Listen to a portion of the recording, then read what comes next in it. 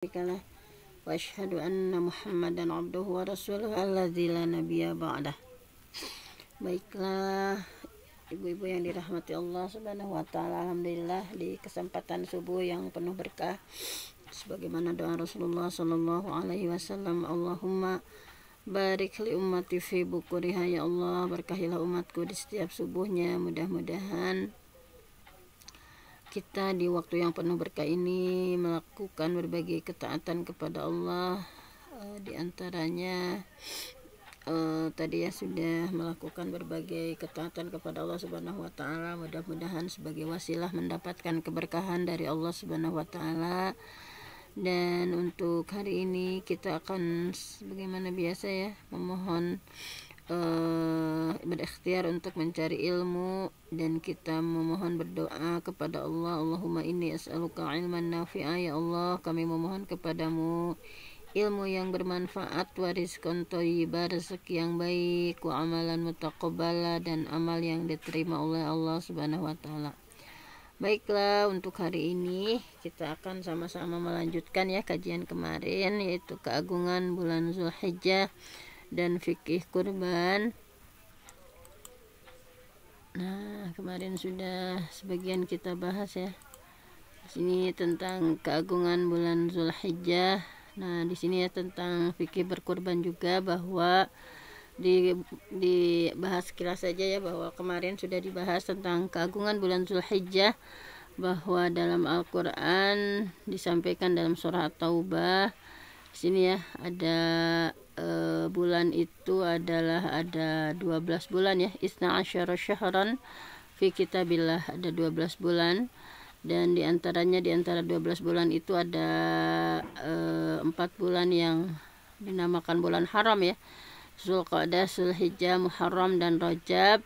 Nah, di sini ya diantaranya disampaikan ada arba'atun hurum, ada 4 bulan haram, 4 bulan suci yang berturut-turut, Zulqa'dah, Zulhijjah, Muharram, dan Rajab. Nah, diantaranya di sini bahwa dari ayat tadi kita sebagai umat Islam harus menggantungkan hukum itu, baik muamalah yang lainnya ya, dengan kalender Hijriyah ya, yang sebagaimana tadi dari Muharram sampai nanti ya Zulhijjah ya. Nah, jadi kalau sekarang biasanya kita menggunakan kalender Masehi ya, tetapi idealnya bahwa dengan adanya ayat tadi wajib untuk umat muslim menggantungkan hukum-hukum ibadah ya, dan juga muamalahnya dengan menggunakan kalender Hijriyah. Nah, kemudian kemarin sudah dibahas bahwa yang dimaksud bulan haram ini adalah, nah, jangan di bulan yang suci itu la tazlimu anfusakum, jangan berbuat dosa ya, berbuat zalim, fi kullihinna, dalam seluruh bulan yang disucikan itu. Jadi kita menahan diri dari perbuatan dosa, perbuatan zalim, karena akan dilipat gandakan ya dosanya ketika melakukan dosa, dan juga ketika melakukan amal solih akan lebih diperbesar pahalanya. Jadi hati-hati di bulan haram ya, ja'ala dzatba fihi na'dham, ketika kita berbuat dosa maka dosanya berlipat ganda ya, wal amal shalih bil ajri a'dham, sebaliknya ketika kita beramal shalih maka pahalanya lebih besar. Ini dari tafsir Ibnu Katsir. Nah, kemudian sudah dibahas kemarin mengenai ini bahwa keistimewaannya ya 10 hari pertama di bulan Zulhijjah. Nah, diantaranya di sini disampaikan bahwa mamin ayyam ya, tidak ada hari al-amalu salih yang kita beramal salih fihinna padanya, ahabu ilallah, yang lebih dicintai Allah, min hadhil ayyamil asyri, daripada 10 hari pertama ini ya. Nah, faqalu, sehingga para sahabat bertanya, ya Rasulullah, walal jihad fi sabilillah, apakah tidak juga dengan jihad fi sabilillah? Rasulullah menjawab, walal jihad fi sabilillah illa rajulun kharaja bi nafsi wa mali wa lam yarji min dzalika syai'.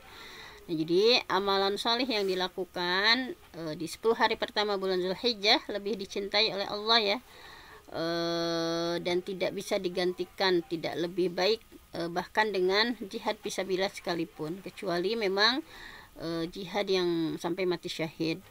Nah, di sini bahwa apa yang harus kita perbanyak di 10 hari pertama bulan Zulhijjah, fa'aksiru fihinna minat tahlil.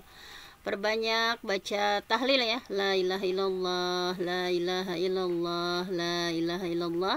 Perbanyak baca tahlil di 10 hari pertama bulan Zulhijjah, wa takbir, dan perbanyak takbir ya, Allahu akbar, Allahu akbar, Allahu akbar, Allahu akbar.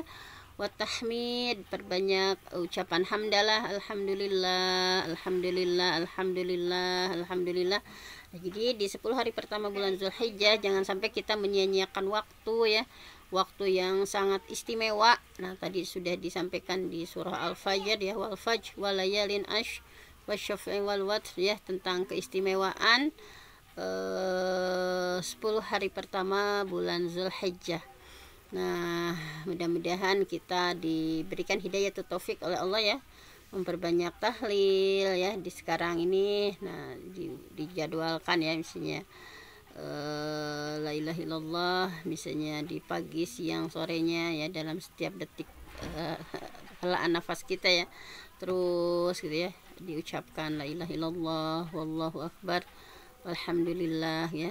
Nah, ini kemudian diantaranya kemarin sudah disampaikan bahwa rahasia dibalik kenapa diagungkan ya 10 hari pertama Zulhijjah adalah karena terkumpulnya inti ibadah di bulan tersebut. Nah, bahwa di bulan Zulhijjah ini ijtima ummahatil ibadah ya, terkumpulnya induk ibadah gitu ya, mulai dari as-shalah, wasiyam, saum kan ada ya, kemudian wasodaqah wal hajj, dan adanya syariat haji ya, dan ini tidak datang di bulan-bulan lain, di hari-hari lain. Jadi karena di 10 hari pertama bulan Zulhijjah itu syariatnya tentang kita harus memperbanyak sholat, saum, sedekah, juga adalah bulan haji di dalamnya. Nah, ini kenapa begitu istimewa. Nah, bahwa kanu yu'azzimuna salasa asyarat al-asyrul awal minal. Jadi di sini ya, para salafus salih mengagungkan 10 hari pertama ya. Yang pertama adalah 10 hari pertama di bulan Muharram, 10 hari pertama bulan Zulhijjah, dan 10 hari terakhir di bulan Ramadan. Ini adalah hal-hal yang istimewa ya, 10 hari yang istimewa. Jadi mudah-mudahan kita juga ya betul-betul mengagungkan, mengistimewakan ya, jangan menganggap biasa-biasa saja di 10 hari pertama bulan Zulhijjah. Nah, kemudian di sini apa saja hari-hari istimewa pada 10 hari pertama bulan Zulhijjah. Yang pertama adalah hari Arafah. Nah, ini hari Arafah itu adalah hari ke-9 ya, nanti tanggal 9 Zulhijjah ketika jamaah haji sedang melakukan wukuf di Arafah. Nah, di antara keistimewaan hari Arafah itu adalah itqu minan nar ya, dibebaskan hamba dari api neraka.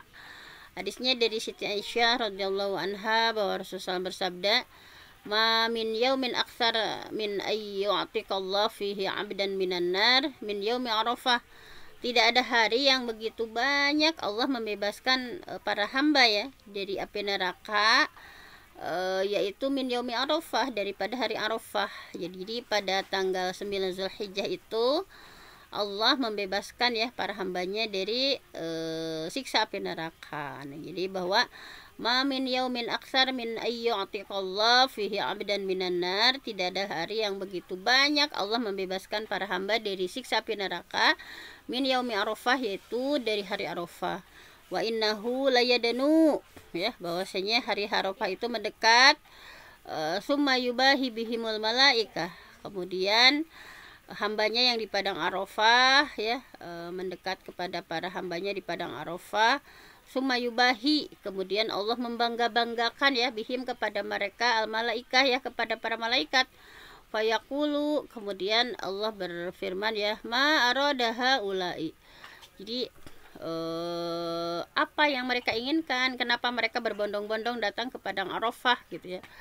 Nah, jadi subhanallah sekali ya. Jadi wa yaumu Arafah, di hari Arafah ya, nanti 9 Zulhijjah itu adalah huwa yaumul itqi, yaitu hari pembebasan minanar, dari api neraka, fayatiqullah minan nar, sehingga nah ini ya, mereka yang sedang wukuf di Arafah, hari pembebasan dari api neraka bagi siapa? Bagi mereka yang sedang wukuf di Arafah ataupun yang tidak wukuf di Arafah, semua ya, di negeri, di kalangan kaum muslimin.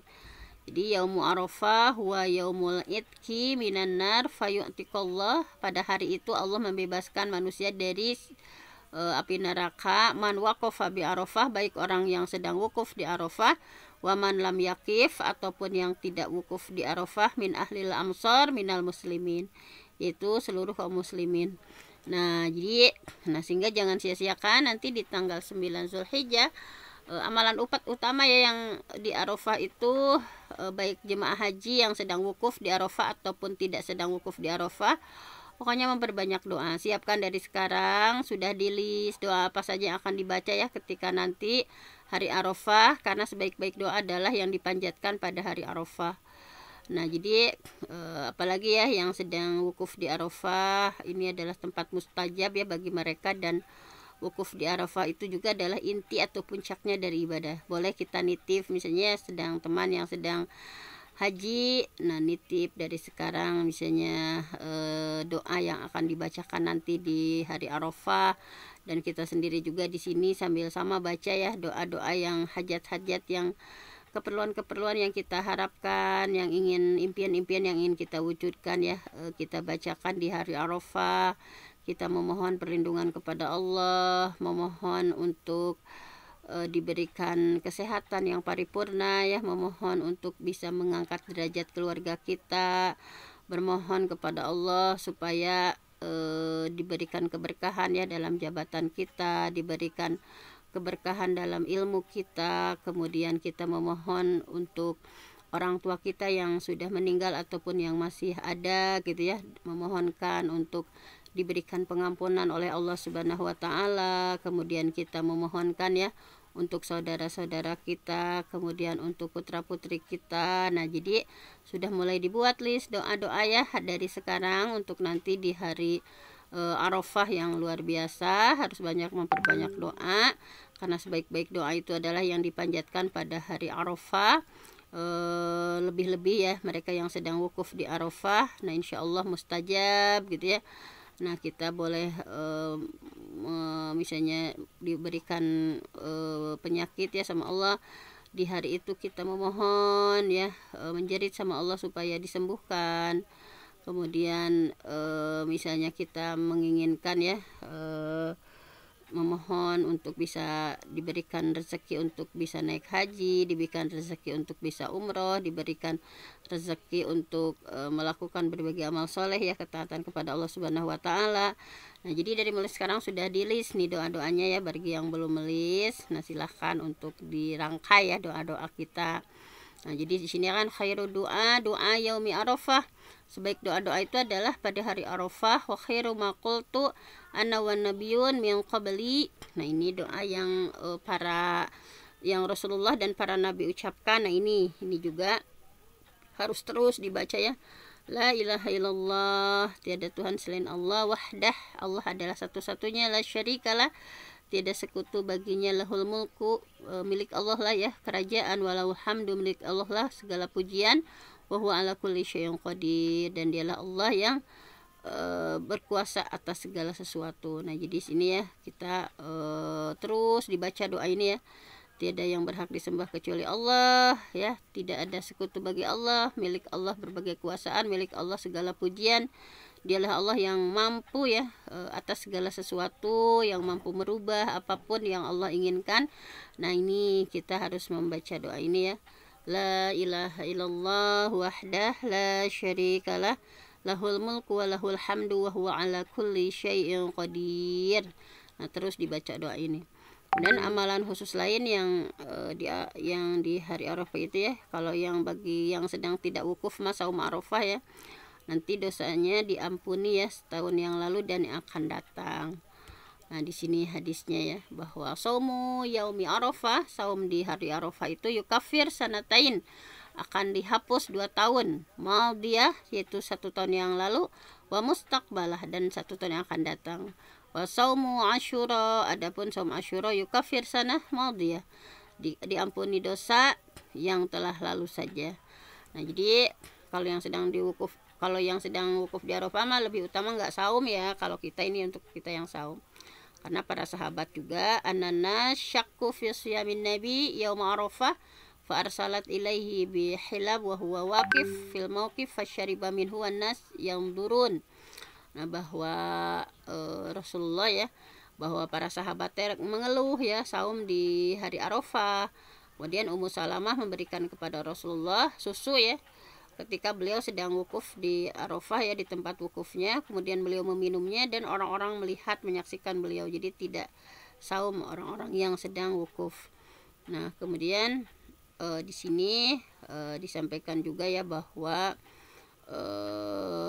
tadi hikmah tidak saumnya ya para jemaah haji di hari Arafah itu diantaranya yataqawwa bidzalika ala doa, menguatkan ya di dalam berdoa, wa tadarra wa tadzallulillah wa yazidu nasyatuhu fi hadhil mauqif al-azim. Jadi supaya semangat ya, sedang dalam kondisi yang di sana itu kan panas kemudian ya dan lain sebagainya. Nah, kemudian jadi dengan demikian hari Arafah itu punya 3 kekhususan ya. Jadi hari dibebaskan dari api neraka, hari memperbanyak doa ya, dan hari untuk saum supaya kita diampuni dosa baik 1 tahun yang lalu ataupun 1 tahun yang akan datang. Jadi begitu istimewanya 9 Zulhijjah ya, hari Arafah punya 3 kekhususan. Kemudian yang kedua adalah hari nahar. Nahar itu adalah menyembelih ya. Hari yang agung, hari raya Idul Adha, hari Haji Akbar, dan sebaik-baik hari di sisi Allah Subhanahu wa taala. Sini ada Rasulullah bersabda ya, a'dhamul ayyam indallah yaumun nahri tsumma yaumul qarri. Hari yang paling agung di sisi Allah adalah yaumun nahri, yaitu hari menyembelih ya, hari nahar, tsumma yaumul qarri, kemudian hari tasyrik. 11, 12, 13 itu adalah hari yang agung di sisi Allah. Nah, sehingga amalan yang paling agungnya itu yaitu adalah sholat Idul Adha dan menyembelih kurban. Nah, adapun hari tasyrik ya, 11, 12, 13 Zulhijjah disebut tasyrik karena arti tasyrik itu daging kering, karena dulu para sahabat mengeringkan daging kurban ya untuk dijadikan bekal. Nah, pada hari tasyrik disuruh untuk berzikir banyak juga ya, menyebut nama Allah dan mengagungkan Allah. Wazkurullah fi ayyamin ma'dudat, dan berzikirlah dengan menyebut Allah dalam beberapa hari yang terbilang.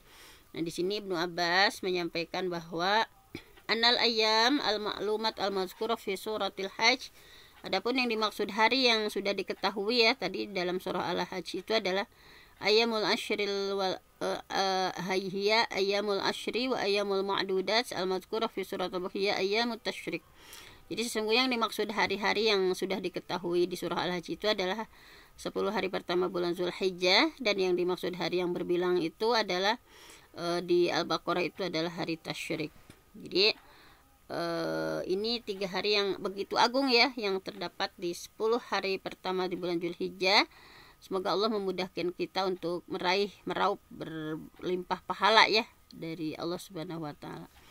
Nah, kemudian untuk saum ya 10 pertama di bulan Zulhijjah, pokoknya di 10 pertama itu punya keistimewaan ya. Sekecil apapun yang kita lakukan itu lebih utama daripada jihad fisabilillah.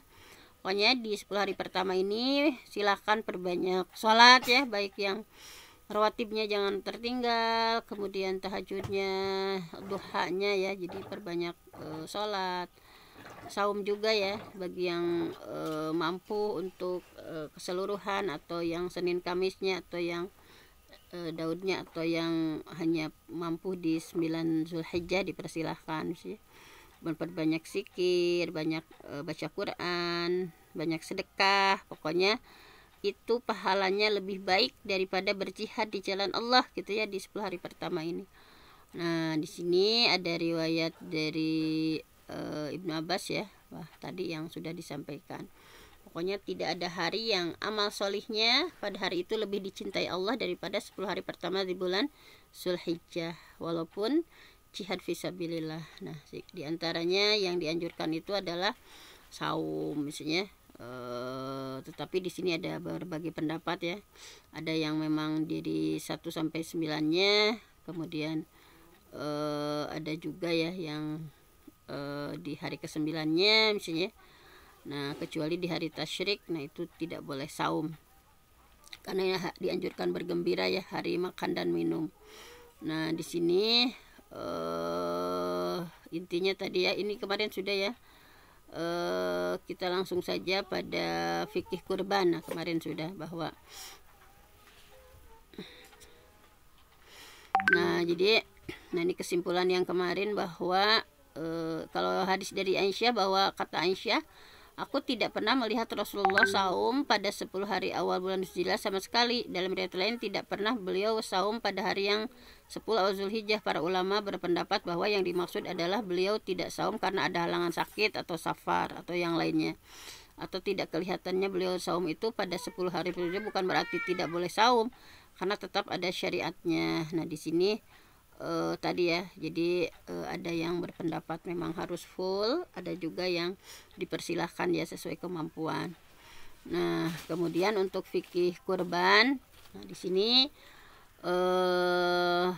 dari bukunya ya berupa tanya jawab bahwa kenapa kurban disebut udhiyah ya. Kita sering mendengar bahwa udhiyah, apa yang dimaksud dengan udhiyah gitu ya, ketika istilah kurban disebut dengan udhiyah. Nah, di sini bahwa ma yudbahu min bahimatil an'am ayyamu 'idil adha bisababil 'id taqarruban ila Allah azza wa jalla. Nah, ini hewan ternak ya, zabihah, bahimatul an'am itu hewan ternak, yudbahu yang disembeli, 'idil adha pada hari 'idul adha, bisa babil aid, ini adalah bentuk merayakan hari besar, taqarruban ilallah azza wa jalla, dalam rangka mendekatkan diri kepada Allah subhanahu wa ta'ala. Nah, jadi dinamakan udhiyah. Udhiyah itu dari duha, karena waktu melaksanakannya itu ya, menyembelihnya itu adalah waktu duha. Kemudian udhiyah ini dalam bahasa kita istilahnya kurban kalau kita ya. Tapi kalau dalam bahasa hadis ya, misalnya di sini adalah yudbahu udhiyah gitu ya. Tapi kalau kita mah suka menyampaikannya ya, atau mengistilahkannya itu kurban. Kurban itu sendiri berasal dari kata taqarruban, kurbanan, artinya mendekatkan diri kepada Allah. Qarraba yuqarribu qoroba ya, kurban itu artinya mendekatkan diri ya, taqarruban, mendekatkan diri kepada Allah Subhanahu wa taala. Nah, kemudian di sini Syekh Utsaimin menyampaikan bahwa kenapa disebut udhiyah ya. Udhiyah ismun lima yudbahu.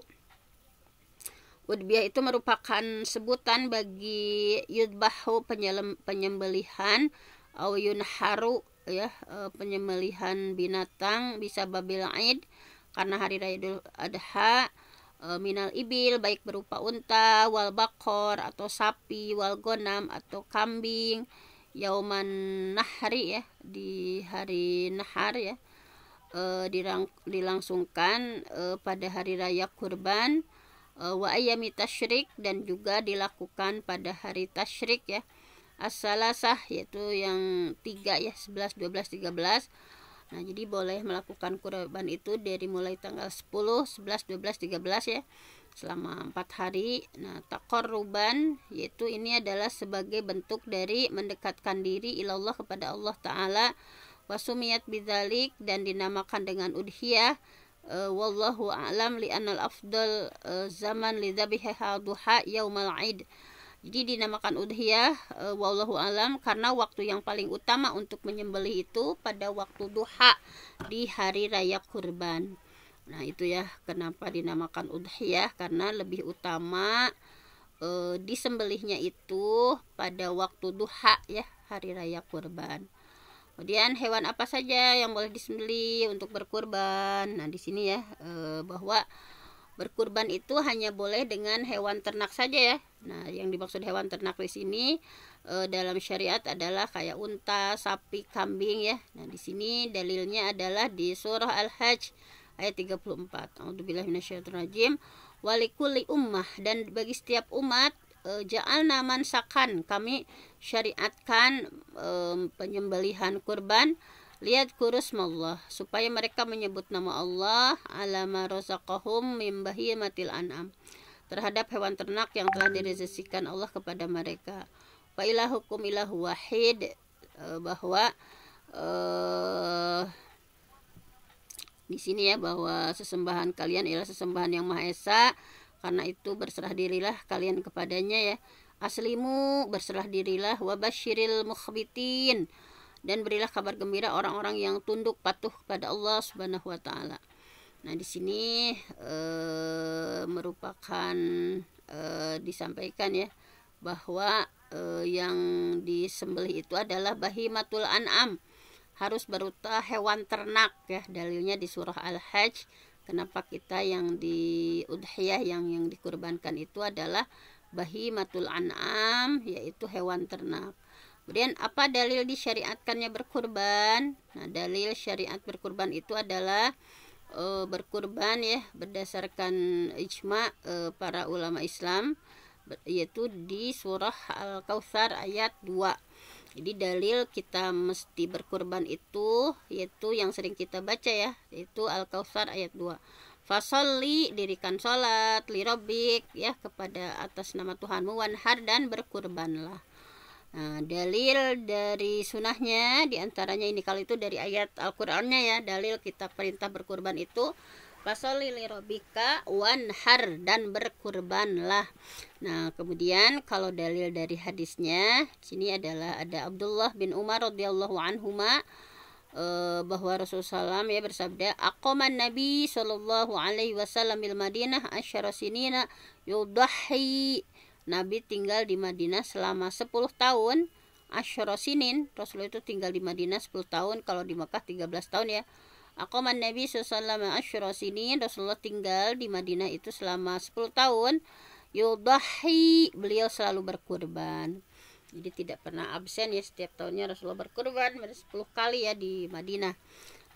Adapun dalil sebagaimana disebutkan oleh Imam Ibnu Qudamah ya, bahwa ini kan kalau di Islam dalil teh Qur'annya surah Al-Kautsar ya, wanhar. Kemudian hadisnya yang barusan ya, bahwa aqama Rasulullah SAW fil Madinah asyara sinin, itu yudahi, beliau senantiasa berkurban. Kemudian dalil ijma'nya, ijma' itu adalah kesepakatan para ulama ya, bahwa Ibnu Qudamah menyampaikan faqad ajma'a, sungguh sudah sepakat jami'ul muslimin, seluruh umat muslim, ala masyru'iyyatil udhiyah, itu disyariatkan untuk berkurban. Nah, kemudian hukumnya apa? Hukum berkurban itu ya, bahwa ada perbedaan pendapat di kalangan para ulama, bahwa diantaranya ada yang menyampaikan wajib, ada juga yang menyebutkan sunnah muakkadah ya. Nah, tapi jumhur ulama berpendapat bahwa kurban itu hukumnya adalah sunnah muakkadah. Ini pendapat dari mazhabnya Imam Malik, Imam Syafi'i, Ahmad, Ishaq, Abu Sur, Al-Muzani, Ibnu Munzir, Daud, Hazm. Nah, ini mereka bersepakat bahwa kurban itu hukumnya adalah sunnah muakkadah. Adapun yang berpendapat wajib itu diantaranya Al-Auza'i mewajibkan, Al-Lais, Abu Hanifah menganggap wajib ya, dan sebagian riwayat dari Imam Ahmad serta Ibnu Taimiyah rahimahullah. Nah, dan pendapat yang kuat adalah berkurban dalam hal ini, diantaranya pendapat yang paling kuat dalam masalah ini adalah berkurban itu wajib bagi yang mampu. Intinya mereka ya, berkurban itu wajib bagi yang mampu gitu ya. Sebagaimana yang disampaikan oleh Ibnu Taimiyah bahwa wa wujubuha, kewajiban berkurban itu hina idzin, pada saat itu masyrut, berlaku syarat, bi ayyaqdiru 'alaiha, bagi yang mampu ya, fadilan, punya kelebihan, an hawaijihi, dari kebutuhan pokoknya, kasodaqatil fitri, seperti kewajiban pada zakat fitrah. Kan sama, zakat fitrah juga wajib ya ketika ada punya sisa dari itu ya, punya harta itu di malam itu. Nah, jadi menurut pendapat Syekh Ibnu Taimiyah, sekali lagi, wajibnya kurban pada saat itu berlaku syarat kalau mampu, kalau ada kelebihan dari kebutuhan pokok, fadilan an hawaijihil asliyah. Nah, syaratnya pokoknya punya harta kelebihan dari harta pokok, maka wajib sama dengan zakat fitrah ya. Zakat fitrah juga wajib bagi yang mampu yang punya kelebihan kebutuhan pokok. Nah, kemudian di antara dalil wajibnya kurban selain dari perintah dari surah Al-Kautsar, di mana hukum asal perintah itu adalah al-aslu fil amri lil wujub ya. Kemudian hadis juga dari Umar radhiyallahu an. Tapi wajibnya bagi yang mampu ya, misalnya aqama Nabi sallallahu asyra sinin yudhi tadi ya, bahwa Rasul tinggal di Madinah selama 10 tahun dan beliau selalu berkurban. Dan hadis dari Abu Hurairah juga, man kana lahu sa'atun, barang siapa yang punya kemampuan harta, walam yudhi tetapi tidak berkurban, fala yaqrabanna musallana, jangan mendekati tempat salat kami. Nah, di sini ya ada salah satu hadis yang menyampaikan bahwa barang siapa yang punya sa'atun, kemampuan harta lah ya, harta ya, tetapi lam yudhi tetapi dia tidak berkurban, fala yaqrabanna musallana, maka jangan mendekati tempat sholat kami. Nah, ini ya, bahwa dalil lain yang menunjukkan wajib juga ada sabda Rasulullah, ya Yuhannas, wahai manusia, inna ala ahli kulli bait fi kulli amin udhiyah. Ya Yuhannas, wahai sekalian manusia, inna ala ahli kulli bait, atas setiap suatu keluarga itu, fi kulli amin, di setiap tahunnya, udhiyatun, wajib berkurban. Adapun para ulama yang berpendapat bahwa hukum kurban itu sunnah muakkadah, mereka berdalil bahwa hukum asal wajib itu sudah dipalingkan oleh dalil yang memalingkannya. Diantaranya ini nih ada salah satu hadis. Nah, ini bagi pendapat yang menyampaikan bahwa hanya sunnah muakkadah ya, tidak sampai derajat wajib bagi yang mampu. Nah, beliau mengambil dalil ini, adaroktu, aku bertemu Abu Bakar, itu Abu Bakrin, atau bukan bertemu, melihat Abu Bakar, wa Umar, dan Umar radhiyallahu taala anhuma, kana la yudhayani, mereka berdua tidak berkurban. Nah, jadi seperti itu. Sehingga Syekh Imam An-Nawawi menyampaikan bahwa wasahaan Abi Bakri wa Umar radhiyallahu anhuma annahuma kana la yudhayani mahafata ayat taqidan nas wujubaha, bahwa menurut di sini ada hadis sahih dari Abu Bakar dan Umar bahwa keduanya tidak berkurban karena khawatir dianggap wajib oleh orang-orang gitu. Nah, kemudian dikuatkan juga, laqad hamamtu an ada al-udhiyah wa inni liman aysarikum bihi makhafatan ayyuhsaba annahu hatmun wajibun. Sungguhnya aku tidak berkurban padahal aku adalah orang yang punya kelapangan gitu ya, punya ada kelebihan gitu ya, karena aku khawatir manusia berpendapat bahwa hal itu adalah wajib. Adapun pendapat roji, pendapat yang kuat dalam masalah ini adalah pendapat yang mengatakan wajib kurban bagi yang mampu, sebagaimana yang disampaikan oleh Syekh Ibnu Taimiyah bahwa kewajiban kurban itu bersyarat dengan adanya kemampuan, adanya kelebihan dari kebutuhannya. Kemudian apa syarat berkurban? Di antara syarat berkurban itu adalah ini ya, binatang yang akan dikurbankan harus binatang ternak tadi ya, yang ditetapkan syariat, unta, sapi, kambing, dan dibolehkan berkurban dengan kerbau karena kerbau juga sejenis sapi. Ini ya, bahwa hadisnya tadi bahwa harus bahimatul an'am, hewan ternak, yang dimaksud hewan ternak tadi sudah. Kemudian yang kedua adalah binatang kurban haruslah miliknya yang didapatkan secara halal, bukan dari mencuri atau menipu atau gadean misalnya. Kemudian yang ketiga adalah binatang kurban terbebas dari cacat ya, gak boleh buta ya, terbebas dari cacat berupa buta sebelah yang jelas butanya, sakit yang jelas sakitnya atau pincang dan jelas pincangnya, serta yang kurus yang tulangnya tidak bersumsum. Nah, ini jadi keempat ini berdasarkan dari Baro bin Azib ya, Rasulullah bersabda bahwa arbaatun, ada 4 jenis, la tajuzu fid dohaya, tidak boleh dipakai jadi hewan kurban, al-aura al-bayyin auruha, yaitu hewan yang hewan yang buta ya, yang jelas kebutaannya. Nah, ini nggak boleh dipakai. Wal maridah al-bayyin maraduha, hewan yang sakit ya, yang jelas sakitnya.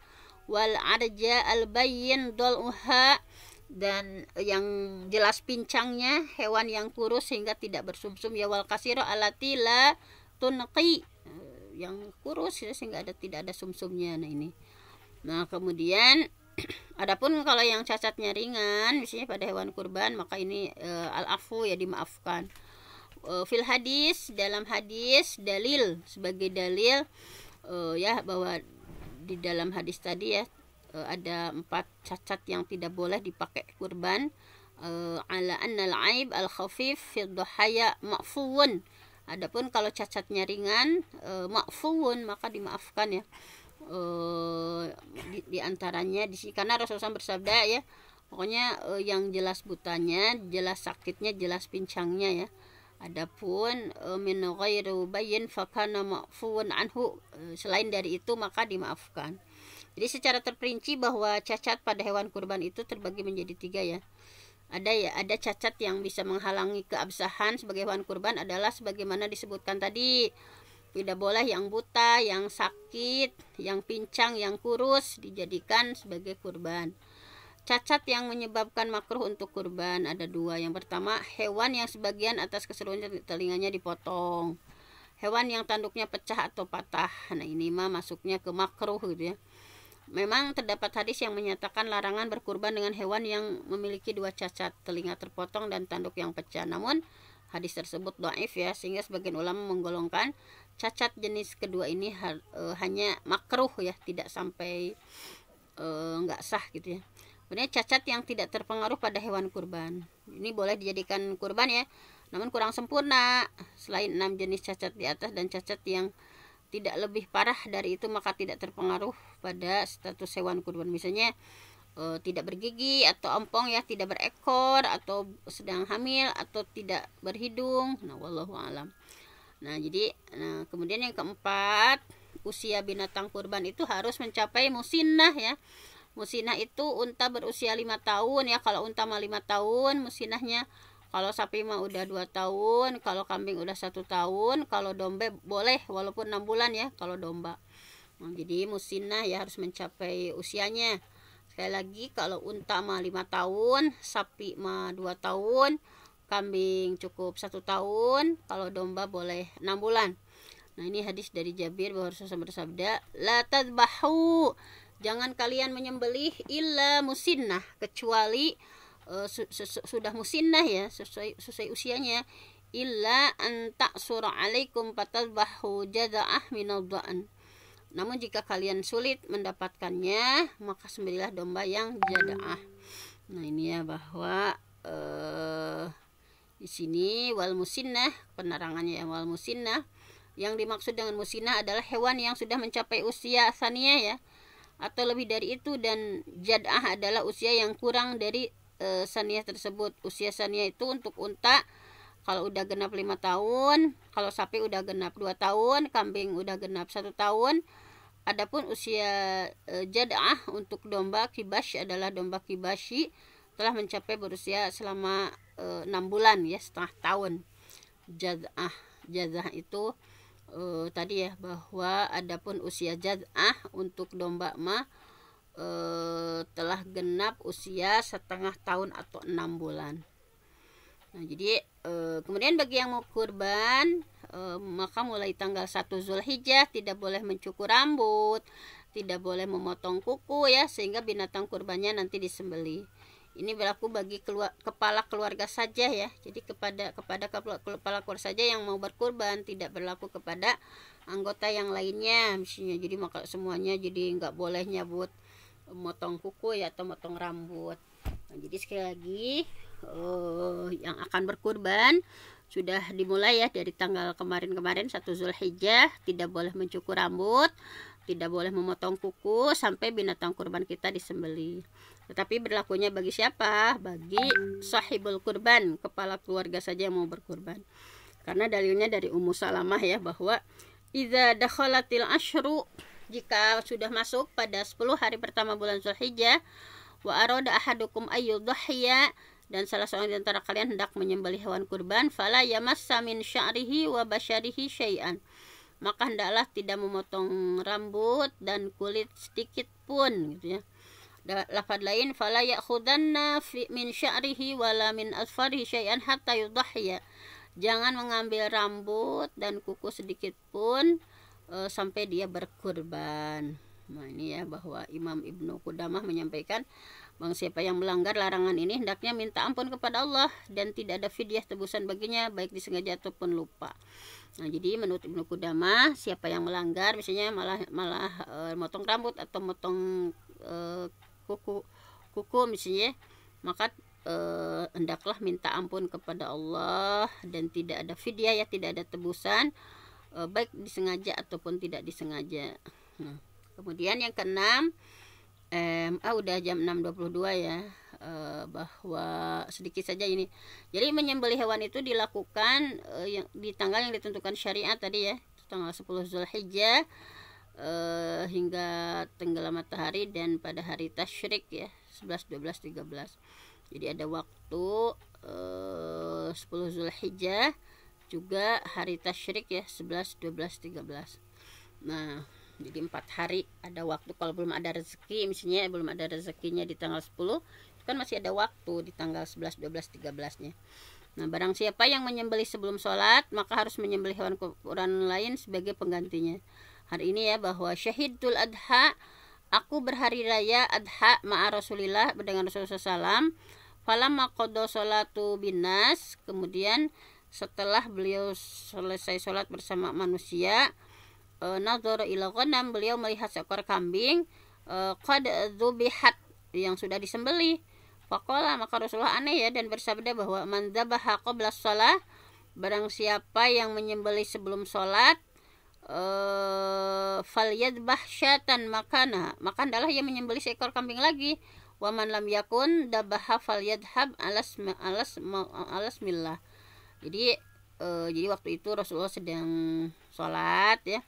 Setelah selesai sholat, beliau seekor kambing sudah sembelih, sehingga beliau menyampaikan bahwa barang siapa yang menyembelih sebelum sholat, hendaklah dia menyembelih seekor kambing lagi sebagai gantinya, dan barang siapa yang belum menyembelih, adalah dia menyebut asma Allah. Nah jadi penyembelihan juga boleh dilakukan di hari-hari tasyrik ya. Kullu ayyami tasyrik dzabhun. Seluruh hari tasyrik adalah waktu menyembelih atau waktu berkurban.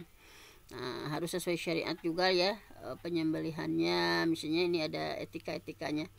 Nah, mungkin hanya itu saja untuk tazkirah hari ini ya. Mudah-mudahan bermanfaat dan bisa menambah kebaikan kita di 10 hari pertama bulan Zulhijjah.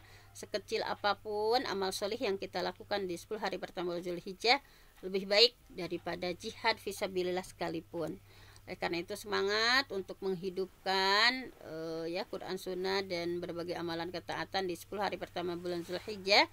Semoga kita diberikan hidayah taufik oleh Allah untuk mampu mengagungkan bulan atau hari-hari yang istimewa ini. Saya mohon ampun sama Allah, yang benar datangnya dari Allah, yang salah dari saya sendiri. Aku qouli hadza wa astaghfirullah li wa lakum. Assalamualaikum warahmatullahi wabarakatuh. Waalaikumsalam warahmatullahi wabarakatuh. Terima kasih kepada Al-Mukarramah Bunda Dr. Hajah Penti, jazakillah khairan katsira. Mudah-mudahan Allah berikan pahala yang berlipat ganda, dan mudah-mudahan apa yang kita pelajari hari ini dijadikan oleh Allah ilmu yang bermanfaat dan kita bisa mengamalkannya. Amin ya Allah ya rabbal alamin. Bapak Ibu, kajian subuh yang berbahagia, kita akhiri kajian ini dengan sama-sama membaca istighfar dan doa kafaratul majelis. Astagfirullahalazim, astagfirullahalazim, astagfirullahalazim. Subhanakallahumma wa bihamdika asyhadu an la ilaha